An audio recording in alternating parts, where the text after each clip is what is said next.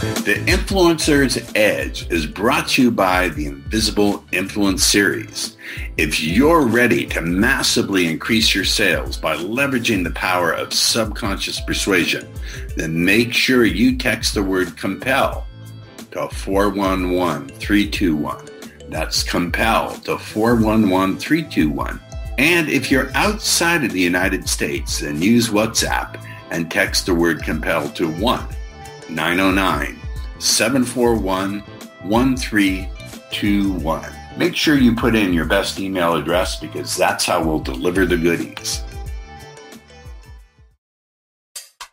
Welcome to the Influencer's Edge. This is the place where you come to get the latest breakthroughs, cutting-edge insights, tools, and techniques to leapfrog over the pack in sales, persuasion, and influence. Be sure you visit our website at www.theinfluencersedge.com. And while you're there, subscribe to us via your favorite network. Now sit back, tune in, and enjoy today's episode. All right, welcome back to another whiz-bang episode of The Influencer's Edge. We have a marvelous guest who happens to be something of a friend of mine. She's a genius, absolutely brilliant, as the Brits say, at what she does. Brilliant, brilliant. And she's got an English accent, which I'm a sucker for English accents. Can you do a fake American accent? Oh my gosh, no. All right. So I want you all to welcome Lily Walford. Lily, thank you for gracing the Influencer's Edge with your presence and your genius. I'm going to dive a little bit into your biography. One of the things I always do is to interrupt myself when I'm reading the biography. By the way, as you can see, this is not my regular surroundings, but they're doing construction. So I had to move where people could hear your words. So Lily Walford is an international dating and relationship coach. And you're wondering, what does that have to do with the Influencer's Edge? We're going to get there, don't worry. Who has helped countless high achievers find and enjoy lasting love with her bespoke, that's an English word, not an American word. What does bespoke mean? Bespoke, it means personalized or tailored. Okay, with her personalized and tailored solutions and sophisticated psychological approach. We're going to get into that. We have a mutual friend / mentor. She's become a trusted resource for those seeking to elevate their levels. However, that's not the full story. Your business, I believe, is called Love with Intelligence. Mm-hmm. But it doesn't just mean being smartly McBartley. You happen to have training in tradecraft, in spycraft, correct? Correct. Let's talk. Well, our last guest, who I had talked to, recruited spies, and I've had spies on the show, and we love this. So let's get in, before we get into into finding love, let's talk about your training in tradecraft, what that means to you, and then how you mapped it over into helping people find genuinely lasting, loving relationships. So tell us about tradecraft. And you don't look like a spy, I don't think you, but then you wouldn't be able to tell me. You'd have to have me killed if you were. So let's talk about tradecraft and what that is and your exposure to it. Yeah, so obviously we have a mutual friend, Chase Hughes. I found his work, I think it was back in 2019. And I remember just being absolutely fascinated, just learning about how you can read people at this in-depth level. It's like all of a sudden you've been given the key to literally unlock anyone and identify their dreams, identify their biggest fears within sort of like 6 minutes or less. And it made me realize like how many people really don't know how to connect, also don't know how to trust their own judgment, and also how to know if someone has their best interests at heart. So for me, learning all the behavioral profiling and the body language really helped me to understand my own love life, what I was looking for in a partner, how to find love for myself, which then I mapped over to be able to help other people to do the same. So here's the key word. You mapped it over. Not everyone can do that. I mapped over seduction into subconscious selling, and maybe it's manipulation. I like the word manipulation. So what was your process? And then I'm going to stick a pin on another question I want to ask you. But what was your process of mapping it over? Because that's not easy. That requires some serious gunpowder here, some serious brains. I think for me, I kind of had that added motivation. So when I was 19, I actually went through a psychopathic narcissistic relationship. And I'm not talking about the buzzword, you know, psychopath or narcissist, because I think that word gets thrown about like just so often, especially in this. My exes have said that about me. Yes, go ahead. Oh, really? Oh, goodness. So, yeah, so basically it made me really, really want to sort of focus on making sure that I met the right person. And also, I think when you go through kind of those relationships, you want to learn who you can actually trust. Because the thing is about love, just in general, is you need to be able to fully connect, and you also need to be able to trust someone. And I think with learning things like the 6MX and being able to understand things like the behavioral profiling, it made me realize, okay, this is something that you can use to understand if you can trust someone or not, because you can understand what drives them. You can understand what's motivating them, what they're looking for, what they're thinking, what their fears are, if there is alignment there with you, whether that's business, whether that's relationships or anything else. So I think for me, it was more about understanding the truth of who someone is. And I think when you can get to the truth of who someone is, you can actually ask yourself the question, okay, is this person aligned with me?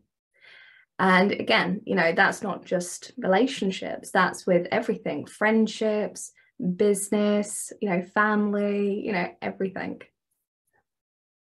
So here's the question. Mm-hmm. When you say you trust this person, surely trust is contextual. It depends on what context that you're in. So let's unpack that just a little bit. Okay. So I think with trust, it's, okay. There's so many different layers to this because like you said, it's so I told you I asked different questions. And you're brilliant, so you're up to it. So I think with trust, it's all about understanding what people's main motivators are. So what are they motivated towards? And I think the biggest telltale signs of motivation is how someone wants to be perceived. So right? So going a little bit deeper, if we start understanding the context of someone's identity and the role that they're playing within their life, you can start to identify what their behavioral patterns will be, you know, in any kind of context of their life. So you're teaching this in the context of love. Let's unpack that for a minute. So if I'm sitting there over drinks with a lovely lady, am I going to be worrying how do I word the wheels of, what are their main ideas? What are their values? At the same time, relax and enjoy myself in the interaction. There's only so much real estate in consciousness. So how do you teach your clients to relax and enjoy while at the same time doing their profiling work? Okay, so there was a big lesson that another one of my amazing mentors taught me, a guy called Chris Hadnagy. I mean, I freaking, like, one of the guys I really love in as a mentor is just him, because I just think his ethics and morals and values are just spot on. So one thing he shared with me was being able to really understand your own values and to really understand your own belief system.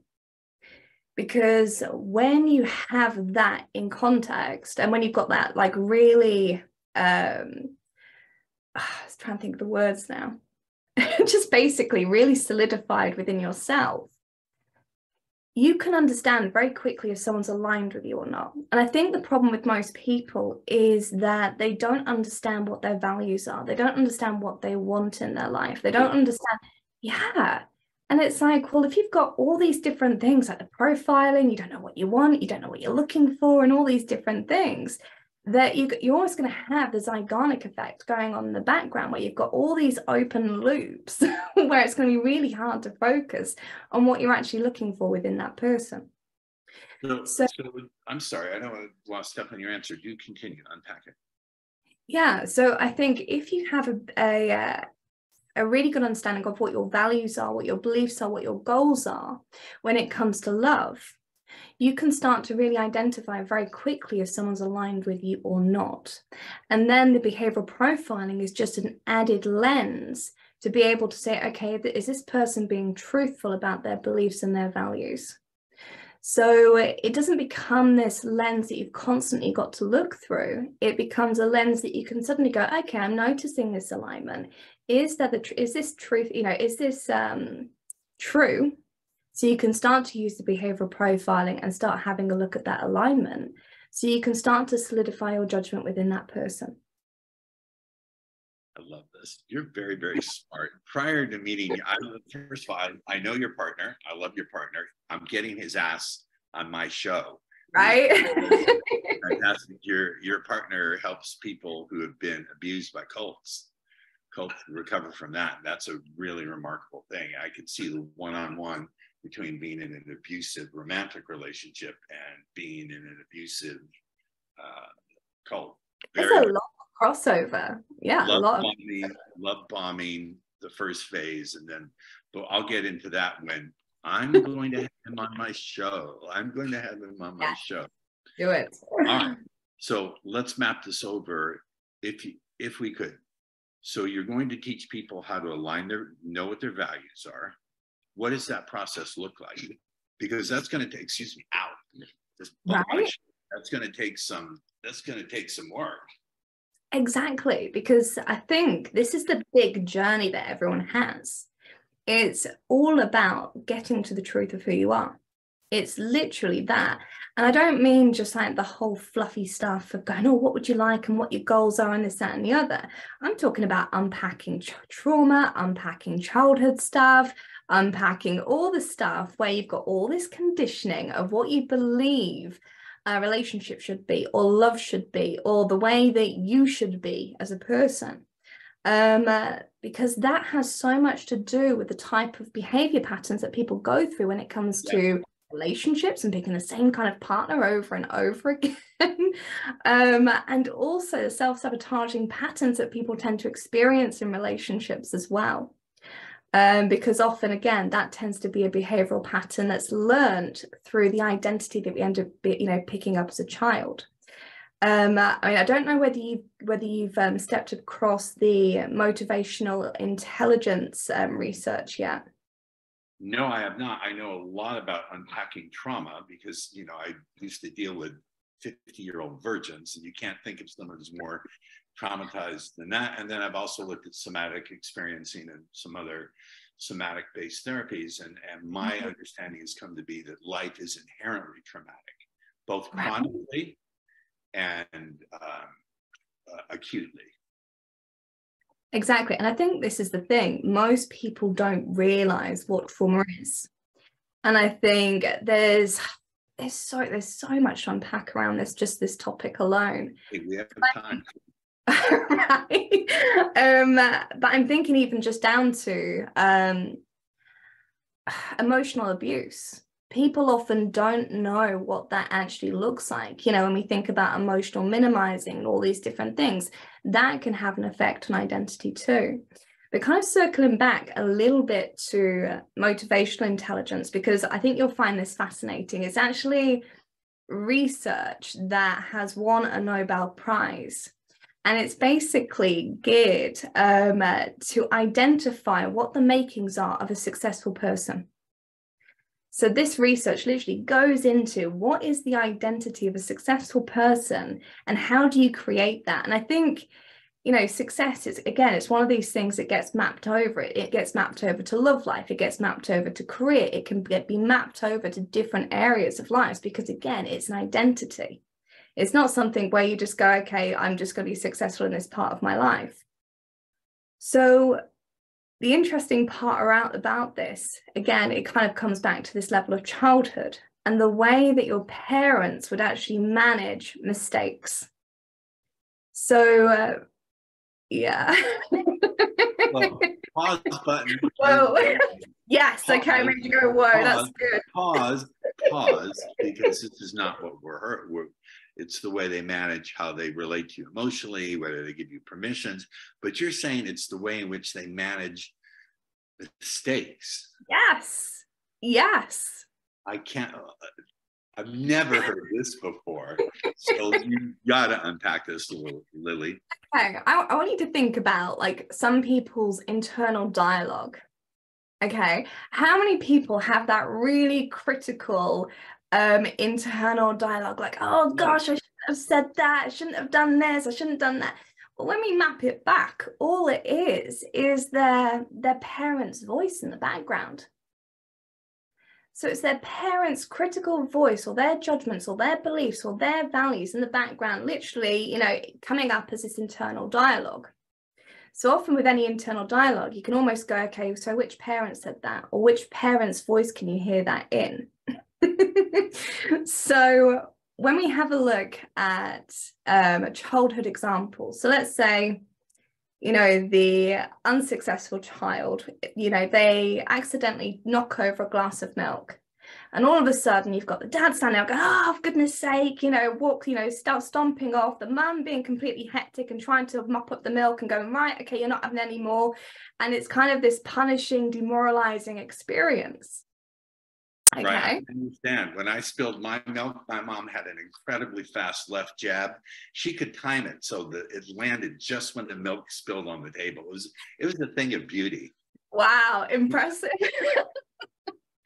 So with a successful child, what you would actually find is when the milk would, you know, when the milk would spill over the table, it would be, oh, whoopsie daisy. Don't worry, you didn't mean to do that. Right, let's mop that up. Let's pour another glass. Right, we're just going to push it back a little bit further away so you can't knock it this time. And that's it. So if you think about the internal dialogue of each child, you've got one that's learning self-compassion and one that's not. I would not pick a partner who did not. My assumption, I'm just making the logical connections. If you don't have self-compassion, you cannot have emotional stability because you're going to be rocketing back. It's almost like someone who has borderline personality disorder, where they're rocketing back and forth between hating themselves, loving themselves, hating you, hating, loving you, etc., etc. Exactly. And the elements that happen in just relationships alone in that kind of dynamic is huge. I mean, I'll go into that in a mo. But yeah, when you start understanding things like self-compassion, I believe personally from my research, the work that I've done, the work I've experienced, is that you need to be able to have that level of compassion subconsciously to be able to overcome trauma. Yeah, because when you're overcoming the critical side of yourself with that level of compassion, it's easier to dispel any of those negative emotions. And I think a big part of a lot of people's journey is actually having that level of compassion for themselves, for what they've experienced, and also for being okay with what they want. And I think that's where a lot of people tend to get stuck. Okay, there's so much here. We got to putting three. I can, you know, I know opening and closing loops, having done NLP for 30 years, so I can juggle some balls here. But there's right, good, okay. So much going on. First of all, speaking into the point of having compassion, this for yourself. This is just a personal revelation confession. NLP, which is incredibly valuable. I've had Richard Bandler on the show. Yes. He's an incredible genius and changed my life. NLP made me super powerful, super persuasive, super seductive, but it never made me 1 ounce more compassionate for others. Well, I was compassionate with my students because I'd suffered the same thing they suffered, but outside of that, no. It was only when I started meditating with the Buddhist practice of metta, compassion for self and others, that showed up. Yeah. And, yeah. Yes. Go ahead. Sorry, I thought you'd finished. No. But again, I want to press into this point, speaking to the point of compassion, having compassion for your mistakes allows you to look at your behavior and to handle, I would suppose, criticism from your partner, loving criticism or even not, but to be able to go, wait a minute, at the moment, I'm feeling this, but what I'm hearing contains some truth. Let me back up, ask for some space so I can consider it. And so are you teaching skills of emotional regulation? Yeah, you kind of need that in a relationship. When you know someone so freaking well, you know which buttons to press, you need that. Because I've found in my personal experience, it's a skill that's not discussed, what to say, taught. It just isn't. Right. It just is not. And I can see how this applies in business when you're going to select a partner for your business. They better be emotionally regulated and be able to hear feedback and also speak into it. You're a very successful entrepreneur. Talk about how you apply this in your team, because you could not be where you are. You've got a team of people. I know this. Yeah. It's so awesome. Yeah.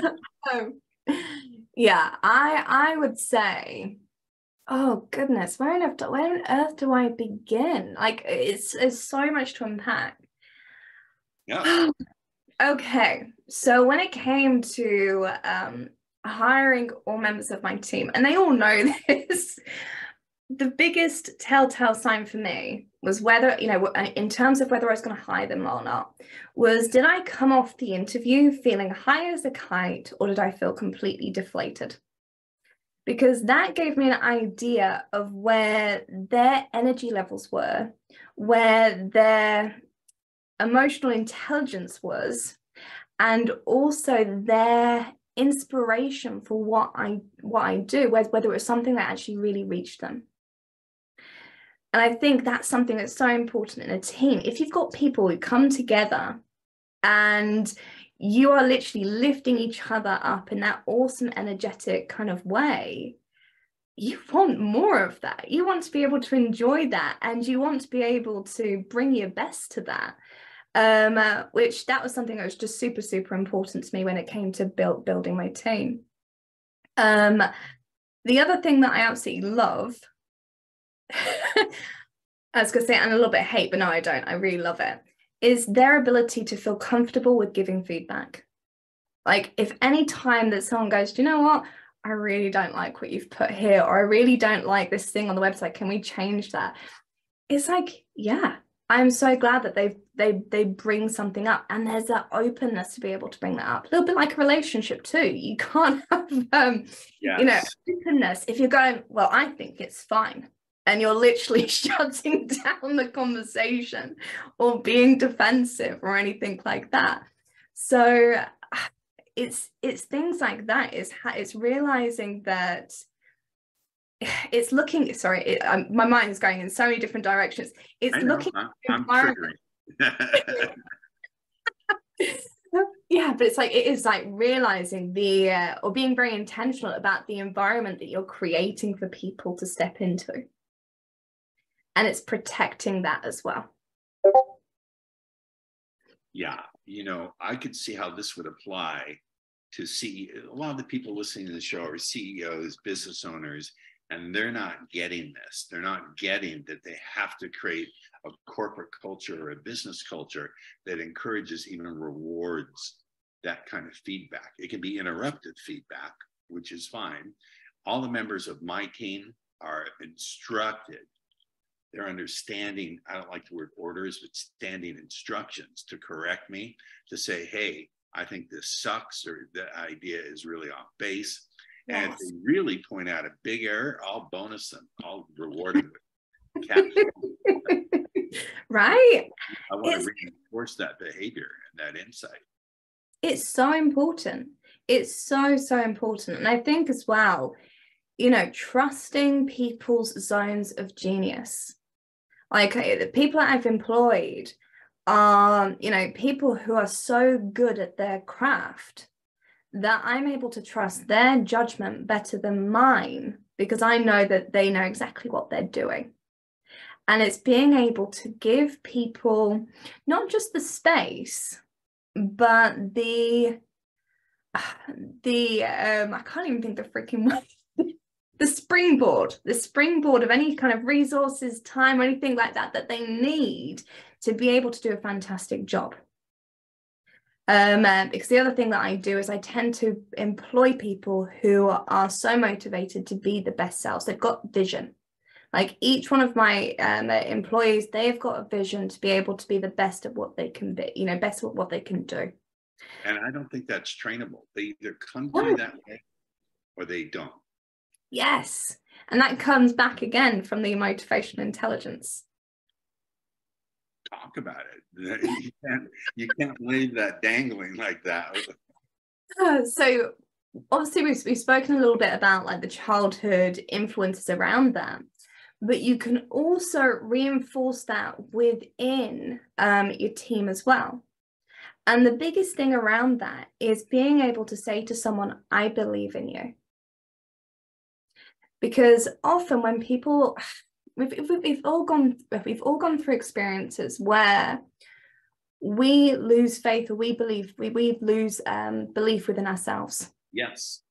And I remember having a coach who shared this with me, and I freaking love it, is that sometimes you have to borrow someone else's belief. Oh, wow. Who said that? It was one of my first business coaches. Her name's Amanda Davies. And I just freaking love that quote. Sometimes you need to borrow someone else's belief. And I think that's, again, something that's really important to be mindful of in a team. You need to be able to show that you believe in your team. Like, how different do you respond when you've got someone going, do you know what? I really believe in you. I really believe that you can do that.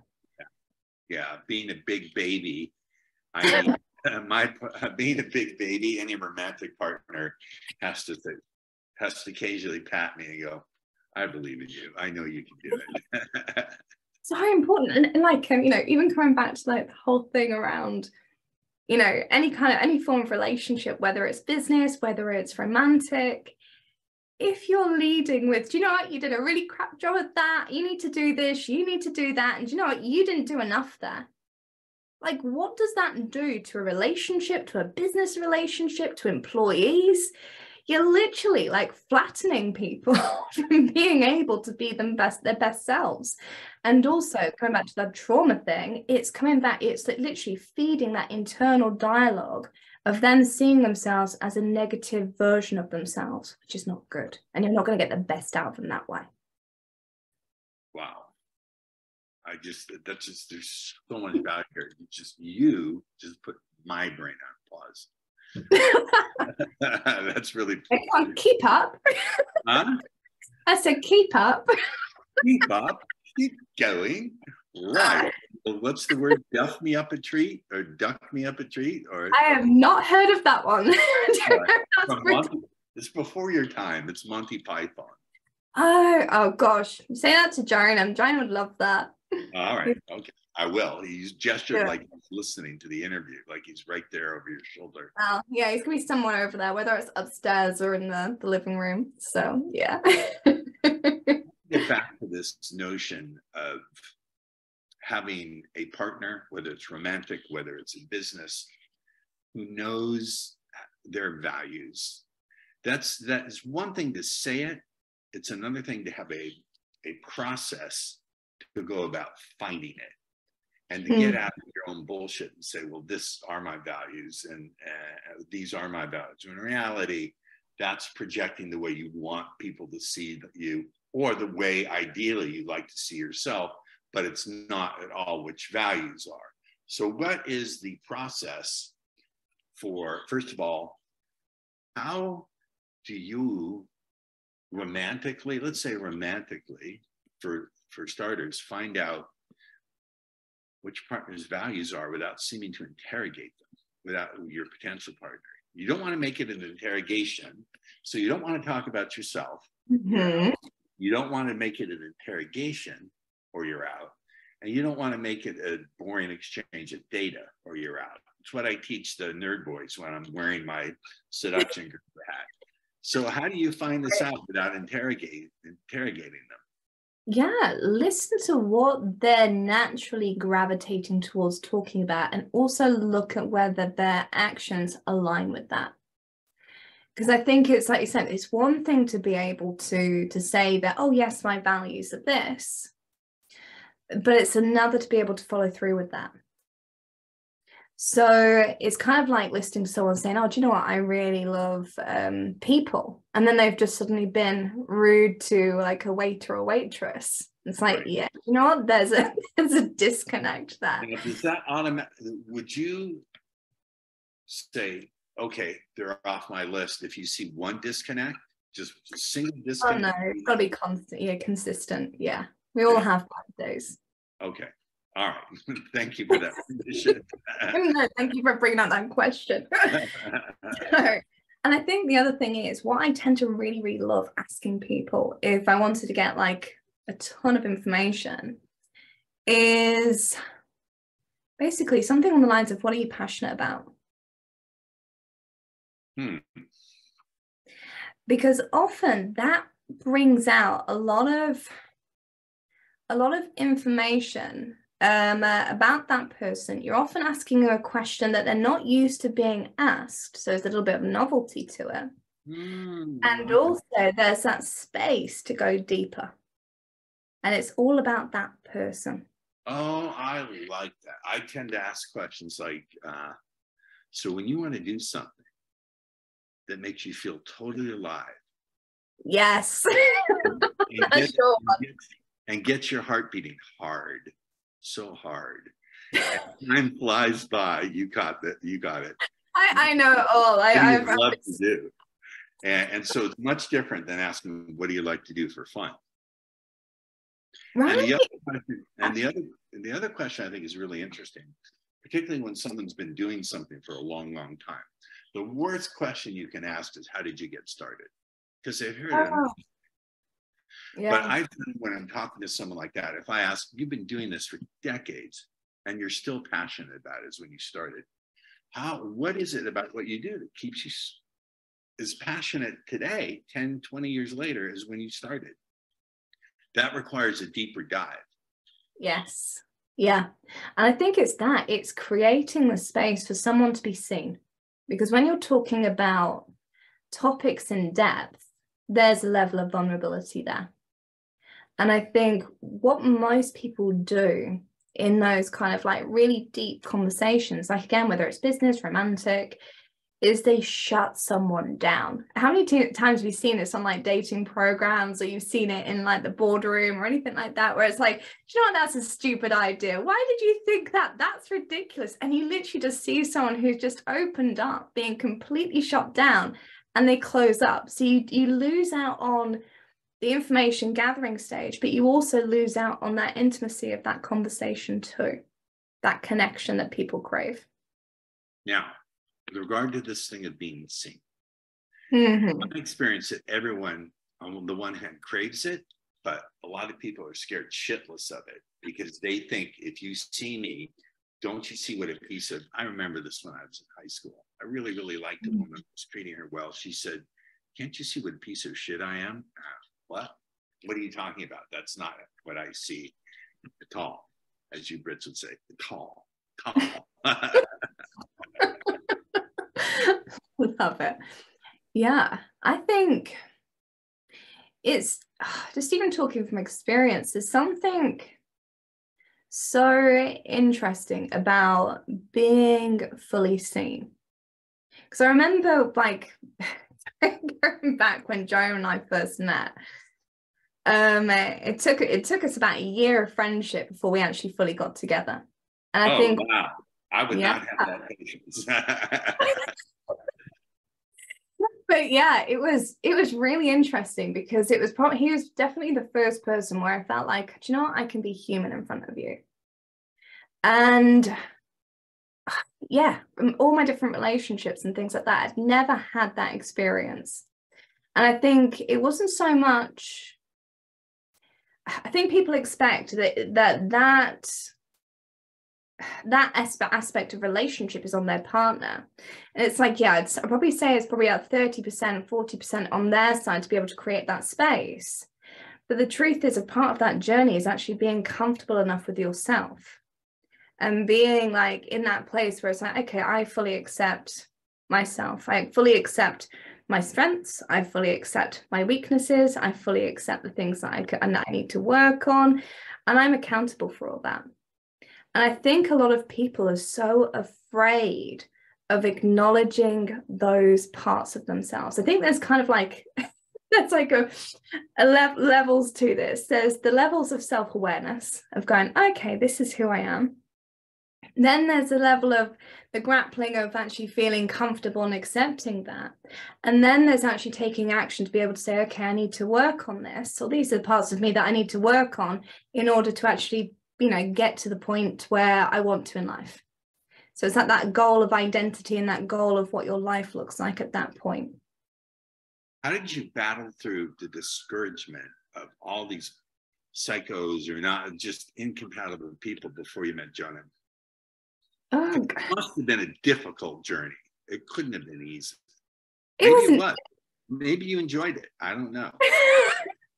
Yeah, I've got that crazy nature in me. No, I think, yeah, so looking back, would I change any of it? No, because it's really helped me to understand myself, but understand the mental process of what people go through when they go through, you know, psychopathic narcissistic relationships, because there is like literally a mental pattern that people tend to go through that if you haven't gone through those types of relationships, you would not be able to understand. So, I mean, I've been on calls with people before now, and literally within 5 minutes, I pretty much have everything nailed. Like, where it's like, okay, I bet you experienced this. I bet you've gone through that, you know, and they feel nauseous. My body tells me, I'm not joking.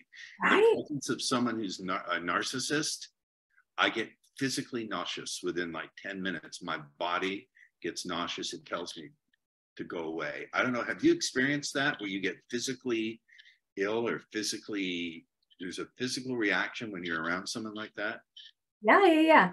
The interesting part around this, there's a book that I really recommend, number one, and that's called The Gift of Fear. And that book was, it's just so good. I think it's Gavin de Becker that wrote the book. Just brilliant book. Recommend everyone should read it. The other thing is, we are taught from a young age to ignore our judgment about people. Ignore what? Our judgment about people. Fascinating. Or told, give them the benefit of the doubt. Whereas right? I go into investigative mode. But this comes back to childhood again. We've all gone through those things of like when we're kids where it's like, oh, do you know what? I don't know, I'm going to think of a random person like, say, Uncle Tim. Just a random, you know, and a child goes, okay, I really don't like Uncle Tim. And the parents will go, oh, don't be silly. He brought you a lovely Christmas present. Now go and say hello. So just through that interaction, you're teaching that child, you're wrong. That judgment's wrong. Now go and be nice to that person. Yes. And that's what you tend to see. People are taught to ignore that judgment. The interesting thing is, I mean, obviously you know that Jonah deals a lot with religious cults. We went through an absolute binging session watching everything about the NXIVM cult or NXIVM cult. I did too. What a son of a bitch bastard. He got 120 years in prison. He's in a supermax prison with some other super famous criminals, and I hope he rots. Right. I mean, the fact that he managed to influence 16,000 people that went through the programs and stuff, it's crazy. But one of the documentaries that I watched about one of the ladies that ended up in one of the closest circles at the top, you know, in the cults, she was actually saying that when she was going through some of the manipulation tactics that she was experiencing, she would actually feel physical pain in her gut, where her body was literally saying, you need to get out, you need to run, this is not right. And you know, so it's amazing that not just our minds communicate this stuff, it's our bodies as well. But yeah, it's being able to trust all that. You know, they always say trust your gut, and usually it's like 95% right. It's very, very true. Her name, I watched that same series. Her name is India Oxenberg, I believe. You've got it. That's the one. Yeah. Tell me a little bit. I asked my last guest, Robin Dreek, I said, and I've asked this of my niece, Vanessa Ben Edwards. You know Vanessa's work. I do, yeah. She's awesome. I'm going to see her this week. I've asked them both, could you be who you are today, successful in your business, if it weren't for your partner? And your romantic partner, your spouse. And they said, no way, absolutely. Yeah. So I put the same question to you. Without Jonah in your life, could you be as successful as you are today, or enjoy? Yeah, no way. It's really interesting because over the last few days we were really reflecting about our journey, and I actually feel a little bit emotional just even thinking about this. That's my job, is to evoke. Oh man. I can't cry. I'm gonna literally look like yeah, you can do whatever you want. But yeah, like looking over, I mean, we've been together 4 years, and when we first got together, we literally lived in a 1-bedroom, 1-bathroom, tiny little place, both self-employed. How on earth we didn't kill each other within the first couple of years, I don't know. But when we first moved in, we literally had nothing. Like, when I say nothing, we had nothing. Joanna made me a desk out of cardboard. There's a picture, we need to dig it out somewhere. And we fast forward to today, and we live in a 5-bedroom, 4-bathroom barn conversion in the middle of the country. Oh, I gotta come visit, please. Do it. I'm stuck in the noisy city. I dreamt last night that I was in some beautiful countryside place in Canada, of all places. Please, I need to come visit. And dude, we obviously got the space. We can do some joint seminar there. Done. Yes, I'm up for that. Beautiful.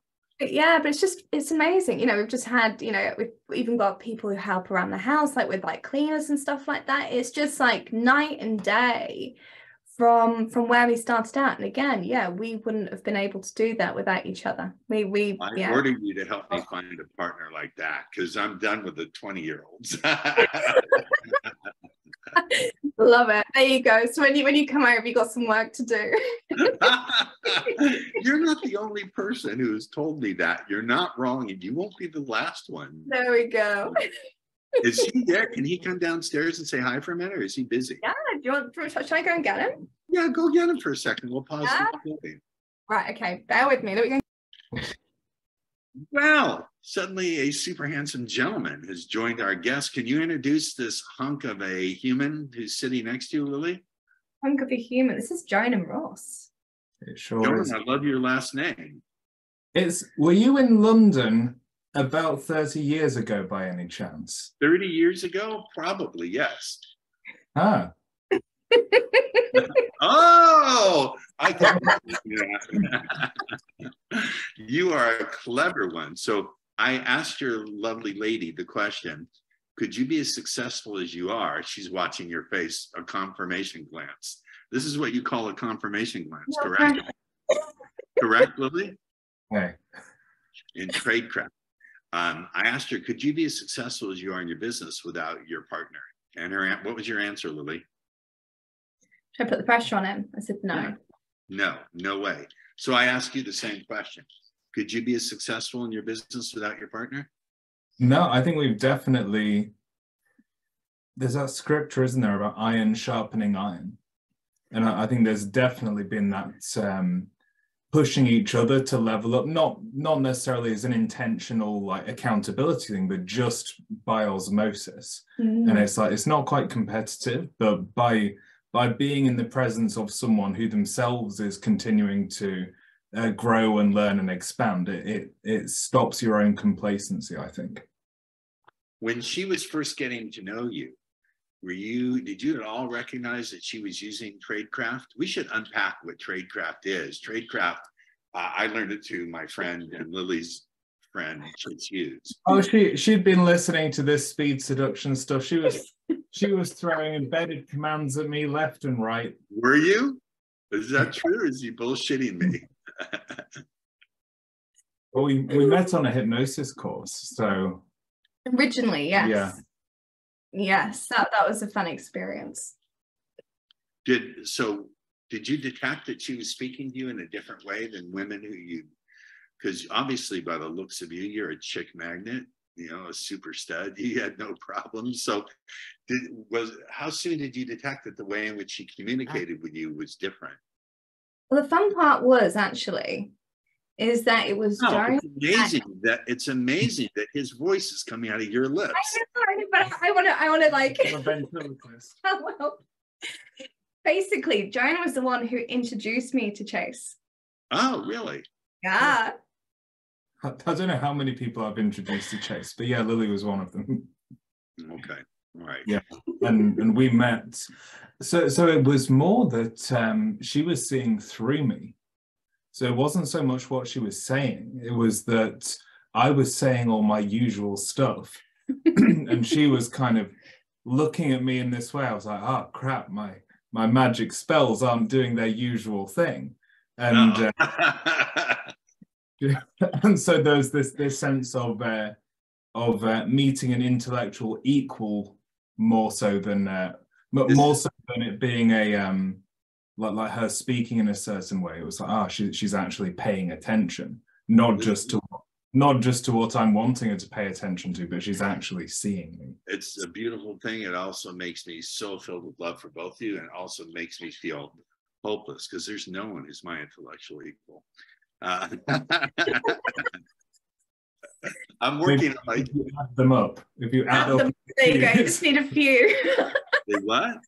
If you add up a few kind of IQs, then we may get close. It doesn't really matter. I always like to switch it up. No podcast. I've never had a podcast where the partner comes down, but I know of your work and we're going to have you on the show. And I'm in complete alignment with what you do. So we'll have you on the show.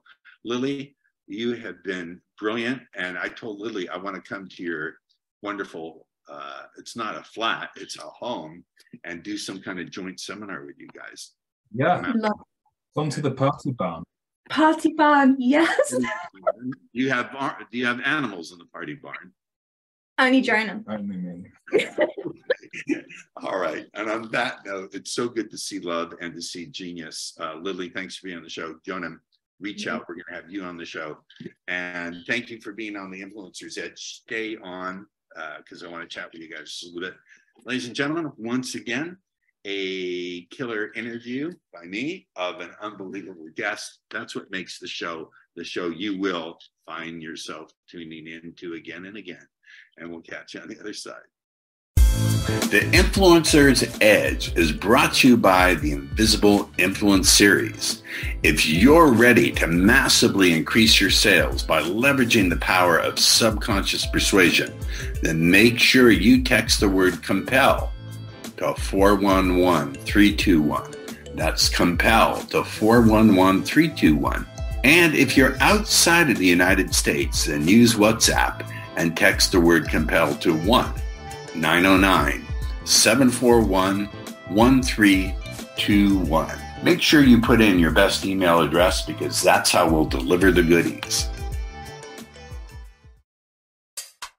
Thank you for tuning in to the Influencer's Edge, where you get the latest breakthroughs, cutting-edge insights, tools, and techniques so you can leapfrog over the pack in sales, influence, and persuasion. Remember to visit our website at www.theinfluencersedge.com to enjoy even more great episodes like this one. We look forward to seeing you again on the Influencer's Edge Show.